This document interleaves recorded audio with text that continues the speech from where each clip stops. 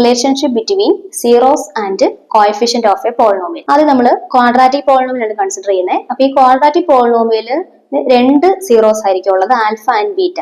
അപ്പൊ alpha beta are zeros of the quadratic polynomial ax square plus bx plus c. Then alpha plus beta is equal to minus B by ആയിരിക്കും.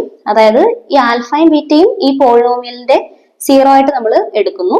അങ്ങനെയാണെങ്കിൽ alpha plus beta എന്തായിരിക്കും?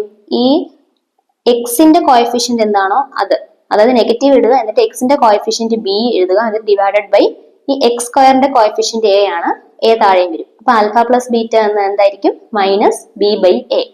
അതുപോലെ alpha into B എന്ന് പറയുന്നത് C by A ആയിരിക്കും. C എന്ന് പറയുന്നത് ഈ പോളിനോമിയലില് ഈ എക്സിന്റെ ടേംസ് ഒന്നും ഇല്ലാതെ വരുന്ന കോൺസ്റ്റന്റ് ആയിട്ട് നിൽക്കുന്ന ടേം ആണ് സി. അപ്പൊ സി ഡിവൈഡ് ബൈ എ ആയിരിക്കും ആൽഫ ഇൻറ്റു ബീറ്റ.